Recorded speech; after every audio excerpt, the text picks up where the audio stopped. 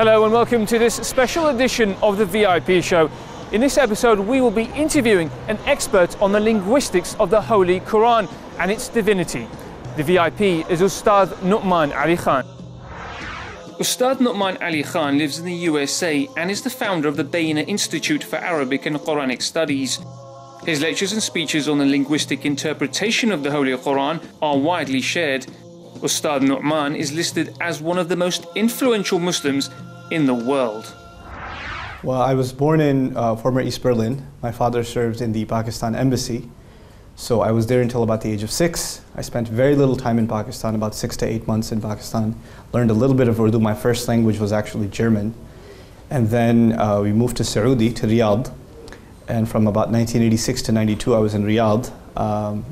We went to sort of a separated neighborhood, Urdu-speaking schools. فَلَمْ نَتَعَلَّمْ الْكَثِيرُ مِنَ الْعَرَبِيَّة. I didn't learn much Arabic, but learned a lot of Urdu, some English. And then since 1993, I've been in the United States. We moved to the United States. I went to high school in the US, I went to college in the US, and I've been there since. How was your relationship with, of course, Islam itself? You said, there was a while where you became an atheist. Yeah, I went to quite a few phases. Well, the simple version of that is when I went to the United States, of course I had gone straight from Saudi, a little bit of time in Pakistan and then to the US. And I went to public school, I went to high school. Majority of the people around me were non-Muslims. Actually, I didn't know any Muslim for the first 2 years, or first year of high school, I didn't know any Muslims. And the environment is completely different, the language is completely different, and just a natural tendency for a young person is to try to fit in. And of course, the thing that makes me different from everybody else is Islam. As a matter of fact, because you have 5 days of public school, even on Fridays, you don't take time off to go to Jumu'ah. I didn't pray Jumu'ah for 2 years when I was in high school. So slowly you start making friends, and all of my friends are non-Muslims. And of course, if they're non-Muslims, their lifestyle and everything about them has nothing to do with religion. And so I start adopting, what they do. And my parents don't expect me to change. So I was kind of someone else at home and someone else when I left home for school. And eventually... Is that the same story as most young kids like you, Muslims living in America? To this day. I think to this day. And I don't think it's just in America. I think that a lot of these values that we hold dear in Islam, they're not even promoted enough or properly enough, even in Muslim society. I used to think, before I traveled outside of the US, that what I went through is something it's specific to me. It doesn't happen to other people. As a matter of fact, it's happening to millions of people even today. And a point came where, you feel guilty when you're living a life that is against the teachings of your religion.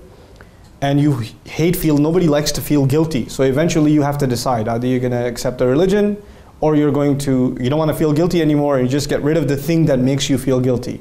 Just kill your conscience and just do what you want to do. And that's the road I chose to take at one point. And how did you become closer to Islam? And then when did you start to actually study the Quran? It reminds me of a hadith. الْمَرْءُ عَلَى دِينِ خَلِيلِهِ فَلْيَنْظُرْ أَحَدُكُمْ مَنْ يُخَالِلُ. I was completely away from Islam even early on in college.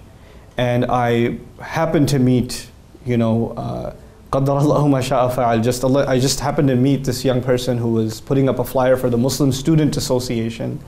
And I asked him what that was about. And I thought, if it's a Muslim Student Association, they must have the best parties, because they must get Muslims from all the countries at their parties. So I asked him, do you guys party? And he said, yeah, we party. But when I went, it was just these two guys, and they're discussing something about the Quran or something. I thought, this is not a place for me. But these guys were really nice to me. And they started spending time with me. They were giving me rides home. And slowly but surely, I still wasn't praying or anything. But one day, one of those friends, he just pulled over to pray. And I just felt bad, and I prayed just because he was there. And I just got a taste of it, and before I knew it, I was praying 5 times a day again and relearning how to pray. I didn't even remember how many rak'ah there were in Maghrib and what do you recite, when you sit in qu'ud. I had to go through all of that over again. But I did, alhamdulillah, and I attribute it entirely, Allah made my friends a way to do that. And you think that's a lesson for Muslims to get other Muslims to get back to their Islam? That's correct. I mean, one of the most important messages I think that benefited me, that I hope other Muslims can benefit from, is number one, there's nobody who's hopeless. Because if you saw me in college and you were religious and you just came out of Salat and you saw me walk by in high school, you would look at me and say, Astaghfirullah al-Azim, look at these people. I was one of those guys. But then somebody decided not to judge me and just think of me as just a human being who has some goodness in them, you know? And we have to do that for other people. We have to have some patience with them in giving them Islam, you know? And it's not going to happen overnight. And this brother that I'm talking about, one of my best friends in life, he never actually gave me da'wah to Islam. He never actually told me to pray. He never told me about the Quran. Hafiz Quran, wala ma'arif. I had no idea.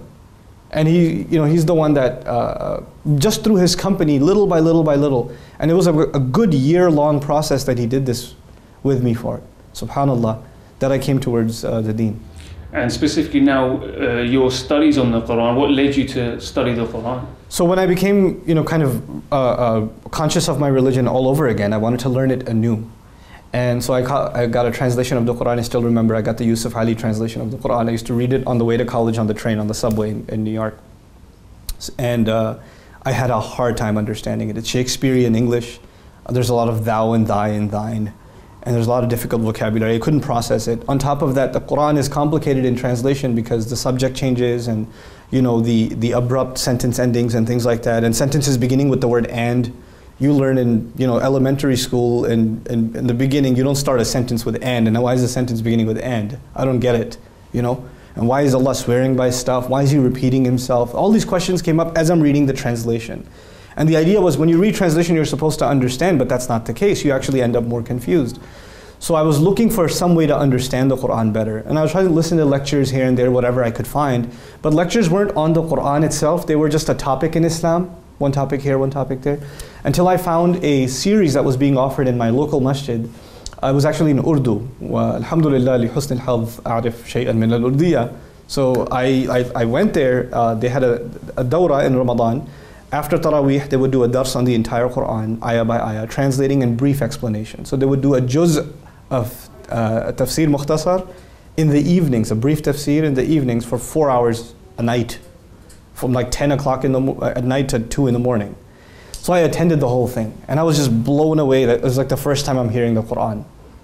And at the end of that series, I went up to my teacher and I said, well, I want to do what you do. I've never done this. I've never experienced this before. He said, okay, learn Arabic. And I'm in New York. I work full-time and I go to college full-time. I have no money to go travel to the Arab world. How am I going to learn Arabic? I said, how do I learn Arabic? He goes, come to my class. Starting next week. So a week after Eid, I was at the masjid and there's this 3-week program going on teaching you the basics of Nahu. I knew how to read the Mus'haf, but I didn't understand it. So I'm learning the basics of al-i'rab and Nahu, some little bit of sarf, some verb conjugation. And every time I learned something, it was like the Quran just opened up to me. Like I still remember like the 4th day of class, we learned what a mudaf and a mudaf ilayh is.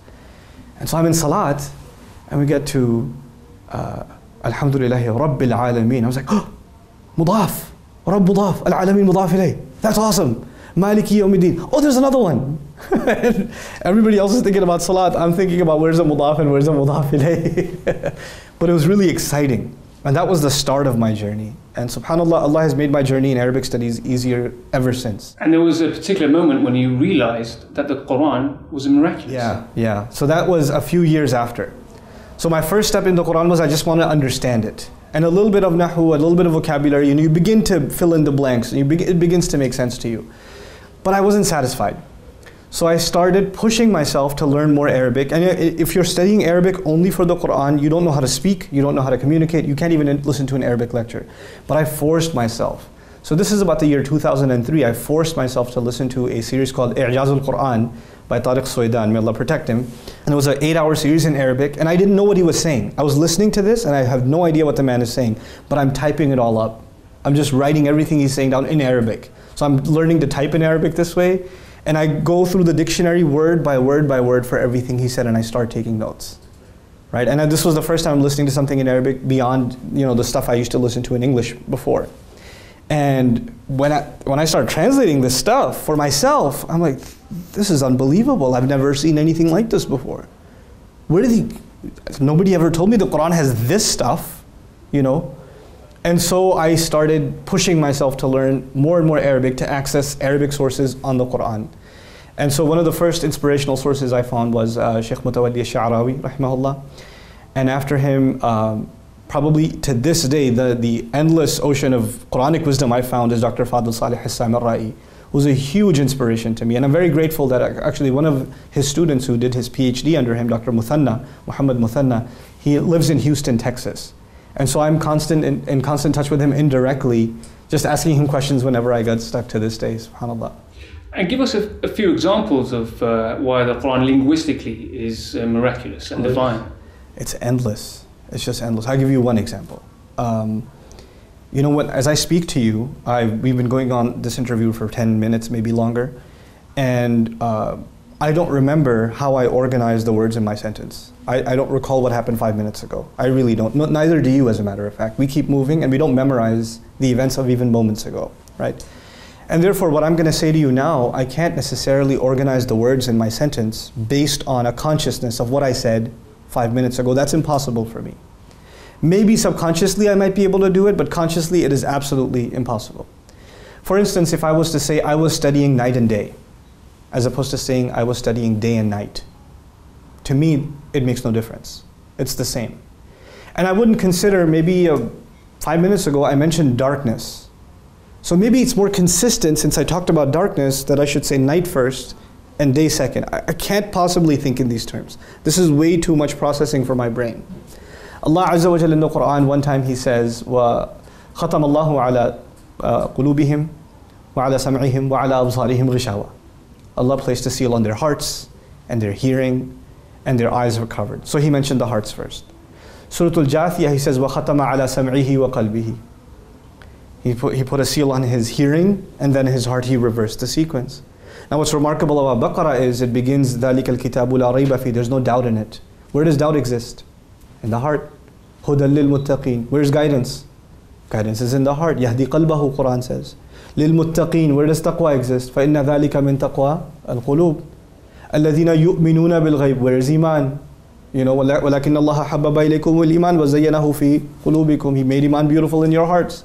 Everything in the beginning of Baqarah, even the munafiqun, fi qulubihim marad, their hearts have a disease. The entire subject matter is centered around the heart. So Allah says He placed a seal on their hearts. Now if you go to Surah Al-Jathiyah, it gets really remarkable, because in the 8th ayah of Surah Al-Jathiyah, Allah says, يَسْمَعُ آيَاتِ اللَّهِ تُتْلَى عَلَيْهِ. He listens to the ayat being read onto him, ثُمَّ يُصِرُّ مُسْتَكْبِرًا. Then he turns away arrogantly. The crime mentioned isn't one of the heart first, even though arrogance is in the heart, but first was refusing to listen. 23 ayahs, like 15 ayat later, this is 8th ayah, 15 ayat later Allah says He sealed his hearing and his heart. Like, how do you maintain consistency with sequencing? And this is one of thousands of examples of just sequencing, which is one of the many things that makes the Quran incredible. So when I studied this stuff, I just said, there's no human explanation for this. I mean, the Quran is like a vast ocean, and their treasures are still waiting to be found. That's correct. That's correct. Every day I find something. Every day I run into something that I just sit there and baffled, like, subhanAllah, how does He do that, subhanahu wa ta'ala? Over and over and over again. The recent subject I got into is names in the Quran. You know, and how many names in the Quran are actually not even Arabic. They're like Musa alayhi salam's name, or you know, Ibrahim alayhi salam's name. These names are pre-Arab. And the Quran actually uses them in a way that translated their original meaning, even from languages that were dead. It's, you know, beyond fathom. So linguistically, there's so much to the Quran. I mean, that's just one aspect of so many other, you know, different topics and genres within the Quran, such as philosophy, you know, science, even religion, morality, history, and linguistics. You know, linguistics are just one of it. Just one of it, yeah. And I felt, even though I'm not purely a subject of the linguistics of the Quran, but I think it serves as a basis for opening up depth in all the other dimensions in the Quran. Like, if you don't have depth in language, then you're not going to be able to appreciate the historical accuracy of it, the philosophical depth of it. All of it actually, because, you know, the Quran itself makes this clear. When Allah calls the Quran itself clear, He also says بِلِسَانٍ عَرَبِيٍّ مُبِينٍ. So He gave the word mubin as an adjective of the Quran, but also of the Arabic language itself, the tongue itself. So, you know, getting clarity on what Arabic words actually mean are a fundamental to understanding depth of tafsir across its various dimensions. And inshallah, we become students of the Quran from multiple dimensions, but this is one of the fundamentals you have to begin with. And how did you set about to try and put more awareness of the miraculous nature of the Quran to the English-speaking world? This was actually quite a challenge, because when you study Nahu and you study Sarf and then you study Balagha and I'rab and Balagha and you study these sciences of the Arabic language, then the more you study them, the more technical they get. And when they get super technical, then you're convinced, and your teachers convince you also, that this stuff is for Tullab al-Lugha al-Arabiyya, and this cannot benefit someone who doesn't speak Arabic. It's impossible for them to understand all this crazy complicated stuff. Until they study it, they won't even get a taste of it. And when I first stumbled upon this, it was so powerful that I said to myself, no. There has to be a way to make this simple. There has to be a way to be able to communicate this to someone who is not necessarily an expert in the language, but they can still get a taste of it. So I started experimenting with this. I used to teach Arabic, basic Arabic at one point. And to motivate my students, I would give them a small gem, which I learned from maybe a tafsir, a lughawi tafsir, but I kind of regurgitated it in a way that's easy for anybody to understand. And students were like, whoa, that was pretty amazing. And it would motivate them to come the next day to class. So this was working for a while until there were so many requests, you should just teach a class just on all of these gems. Just, the Arabic is cool, but teach this. So I started a program called Divine Speech. And I taught this maybe 100 times, 150 times maybe, across the United States. And even in England, I taught it once. And subhanAllah, the response was unbelievable. And it is with all due respect, yes, all of the balagh of the Quran and all of its beauty cannot be communicated in any other language but Arabic. But a lot of it can be. You can give people a taste. And it's important that we give a taste, because once they have a taste, they will want to learn Arabic. We haven't really given them a reason yet. Because telling them you have to learn because the language of Islam is not enough. You have to learn, let me give you a little taste, and they taste the sweetness of the Quran, then the heart will want to learn, not just the mind. Your heart will be in it. It makes it all worth it, subhanAllah. So this has been my own motivation. It inspires me to continue to study, and that's what I'm hoping to infuse into others as well. And you set up the Bayyinah Institute? Yeah. And when was that? 2005. Yeah. And what's its main aims? Its main aims are two. The first aim of it is to help create a standard for Arabic learning for the purpose of understanding the Quran and by extension the religion, to make that easy for Muslims all over the world and even non-Muslims. To make Arabic learning standardized and easy for people all over the world. Look, I learned in New York City. I didn't have a sheikh to learn from except for 3 weeks. I studied on my own. I went through books that I couldn't benefit from. I went through books that benefited me in some way but not in other ways. I had to find my way, right? But I did. At the end of the day, Allah opened the door, and He did make me learn it from multiple different ways. So when I teach, I don't teach from the perspective of a teacher. I teach from the perspective of a struggling student who's gone through these exact problems that I'm teaching my students from. So this curriculum I developed, I started experimenting with it, and it works. My students, they're speaking Arabic really well. They're starting to give talks in Arabic. They're translating Dr. Samarai's books now. I don't even do most of the translation and the note-taking. My students do it for me, subhanAllah. So it works. Now that I know that it works, I want to take it to the whole world. I want every Muslim to have access to this. That's the first goal. The second goal is to raise an awareness and an appreciation for the Quran itself. Arabic or not, the Muslims are disconnected from the Quran. We don't appreciate what this book has to offer. We haven't thought about its ayat in a reflective way. And as the next generation comes up, the older generation had some more taste of the Quran than we did, but the next generation is pretty much disconnected like I was. And so when I got in touch with it, and it changed my life completely, I say to myself, I can't be the only one. There must be billions of people that will go through the exact same thing if it was given to them. And if I had to go through so much struggle and spontaneously find it, maybe I should create an institutional effort where people could find it without a problem. It's just easy for them to find. And it's going to be in stages, right? So my objective for these two objectives, to be able to realize them and to be able to institutionalize this throughout the world, inshallah ta'ala, is that the latest project of Bayyinah, which has been going on for a little over a year now, or 2 years almost, is Bayyinah TV. Which is an online medium by which we are hoping to archive all of this stuff. Even the Divine Speech seminar I told you about has been recorded and posted on there. And that brings us to the other important question is, why should the Quran be central to the lives of Muslims? For a number of reasons. I would, at the top of it, put our sense of identity. What are you? What does it mean to be Muslim? You're not going to have the real answer to that question without a relationship with the Quran. You might have a cultural answer, a heritage answer, an assumed answer to that question, but the genuine answer to that question comes when you are directly conversing with Allah in the Quran. Number two, besides identity, is we know that our iman is something that needs reinforcement. We need to re-strengthen our faith. The mechanism for that is salah. Allah gave us salah for that. So we connect to Allah constantly. وَأَقِمِ الصَّلَاةَ لِذِكْرِ. For that purpose He gave it to us. The salah, the heart of salah is when you stand in front of Allah and recite Quran. And if you can't understand the Quran, how are you connecting with Allah? So even though your prayer is still good, but the level of connection you can have if you are connected by the word of Allah is something entirely different. So we can't blame the majority of the ummah for not knowing Arabic. We can't just say, oh, you don't know how to, your prayer, it's not as good as someone who knows Arabic. Too bad for you.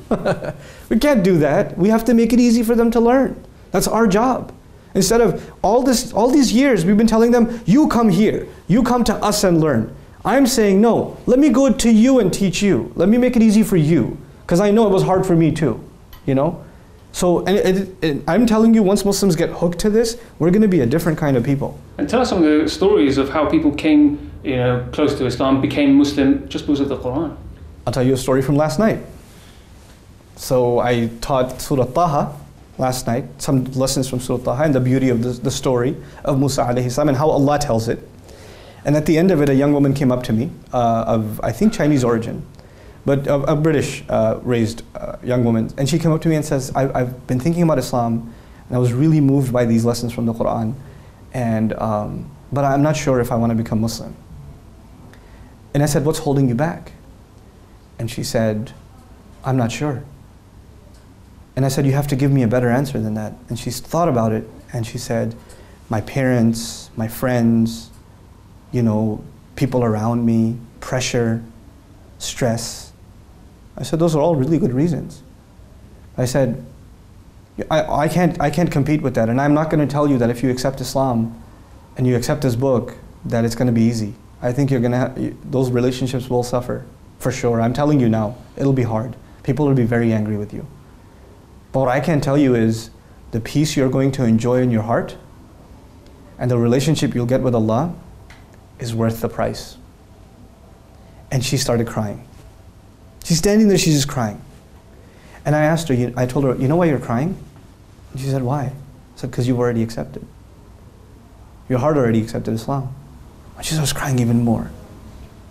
And I said, when you're crying, it reminds me of an ayah. تَفِيضُ أَعْيُنُهُم مِّنَ الدَّمْعِ. Their eyes, tears roll out of their eyes. And she starts crying even more. Then I said, when you're crying like you're about to make a decision, but the train already left the station, and you're asking me, should you get on it or not? You're already on it. And it already left the station. And what are you worried about losing company for? Allah says, وَالَّذِينَ آمَنُوا وَعَمِلُوا الصَّالِحَاتِ لَنُدْخِلَنَّهُمْ فِي الصَّالِحِينَ. Those who believe and do good things, Allah will enter them absolutely into the company of the righteous. This ayah was given in Surah Al-Ankabut to companions who lost their family because of Islam. And Allah said, yes, you've lost one family, I'll give you another one. I'll give you a believing family. Believers will become your family. And she says to me, how do I take the Shahada? How do I become Muslim? I said, you take the Shahada. She said, how do I do that? And she repeated the Shahada after me. SubhanAllah. Now the challenges of Muslims, of course, in today's world, what is, if you like, one of the biggest challenges for them? I think I don't even call it challenge, I call it opportunity. I really just call it opportunity. We are a people of alhamdulillah, which means we're a people of optimism. So we can cry about the political and the social and the economic and the cultural and the education challenges that the ummah is facing, the spiritual crisis the ummah is facing, but we've been crying about that a long time. What I see right now is an entire generation of Muslims. Consider that 60 to 70% of the ummah is under 35 years old. So when we talk about the ummah, we're really talking about the youth. The youth are not a part of our ummah, they are the ummah. They are the entire ummah. And so many of these people, they're good people, they just weren't given inspiration. They weren't given something that could transform them. I believe if we do our job right, the world can look very different. Our real job is, how do we reach these people? How do we get a message to them? Because Allah will do the rest. Allah will really, we don't have to do the rest. Allah will do the rest. We just have to get the word to them. And the way, you know how when rain comes, I think of it always like this, like Allah wants us to think of it like this. When rain comes, it's the same rain, and the soil is the same soil, but so many different colored flowers come out, right? It's the same wahi, it's the same message, but when people get inspired by it, the good that will come will be of so many different kinds. And we're going to just look at this garden of the ummah and the beautiful goodness that's coming from every different direction of natures that we couldn't have even imagined. Min kulli zawjin bahij, and we're just going to sit back and say subhanallah. So that's the, I mean, to me the real challenge is how do we get the water to the thirsty? That's all it is. Tell us a story that you'd like, to share about how from your own work and from your own lectures that someone actually came closer to Islam and the Quran because of your own work, and they shared that experience to you. So many people have shared so many crazy things with me, subhanallah. I met a young teenager, this is about almost 10 years ago, maybe 11 years ago. I was giving a talk and his dad dragged him to a program of mine. He used to live in Los Angeles and he had Lakers tickets, playoff game, which is a really big deal because the Los Angeles Lakers and the basketball is almost a religion in California. So this young man has tickets to his game and he's about to go. And his dad says, no, there's a dars on Surah Al-Fatiha, Nouman Khan is coming, you need to come over here. He's like, Dad, come on, I have tickets. He dragged him anyway. He dragged his son, told him, I'll buy you better tickets, I'll get you tickets to the finals, whatever. If they make it, just come tonight. So he convinces him somehow and he brings him to this program. 3-hour program. Can you imagine a teenager sitting for 3 hours listening to something? And so my program was going to be Friday night, it was going to be Saturday all day and Sunday all day. That was the Divine Speech program. So I teach the Friday program. I don't know anything about this because there's about 800, 900 people in the audience. I don't know. The next day a young man comes up to me and asks me some questions and goes back. I think nothing of it. The third day, his mother is in line and she's crying. And I said, was it something I said? She goes, no. It's just that when we brought our son on Friday night, when we were driving back, he told me, Mom, can I tell you something? You won't be mad at me? And she said, no, tell me.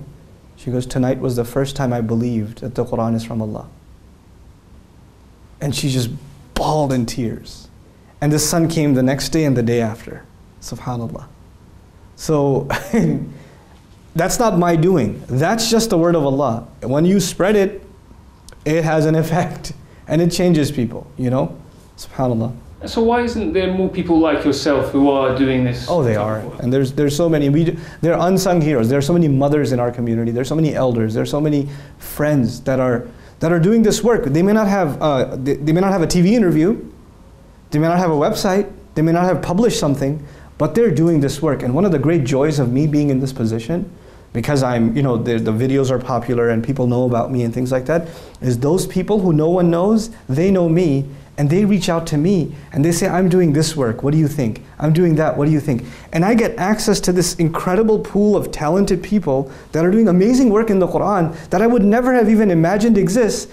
But Allah made me a means, gave me the opportunity through this popularity that they can reach out to me and now I can reach out to them. And it's really been phenomenal for my Islamic studies. Like for example, I had no idea Dr. Fadl Saleh Samarai exists. I had no idea. Somebody heard one of my lectures and said, hey, you like the Miracle of the Quran subject, right? Maybe you like this person. And they send me a Samarai video and my jaw drops. I said, whoa, كأنني لا أعرف هذا الكتاب. I don't know this book. I got to start over. Then I got all of his books. I pretty much downloaded all of his videos, found all of his transcripts. Islamiyat.com was my homepage on my browser for years. But I would never have happened if somebody didn't recommend this to me.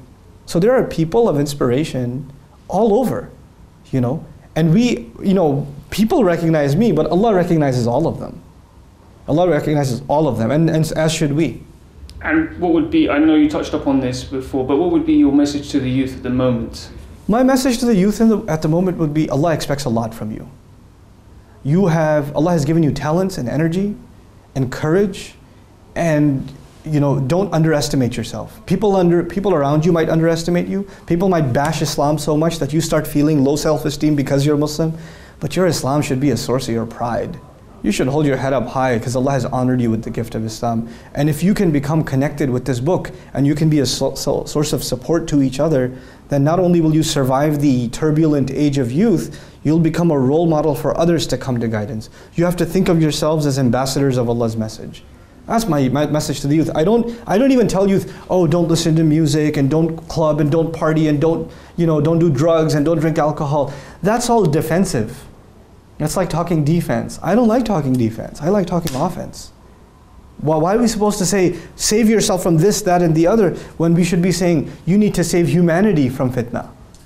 Don't forget saving yourself from fitna. You should be the source by which humanity is saved from fitna. Think of yourself in that position and hold that responsibility because Allah has given you that. SubhanAllah. If I can request your audience, inshallah, to help spread the work that we're doing by visiting bayina.tv. It's a very simple URL, bayina.tv, and I hope your audience benefits from the work that we're doing. Barakallahu feekum. Ustad Nouman Ali Khan, thank you very much for joining us. You're quite welcome. Take care, inshallah.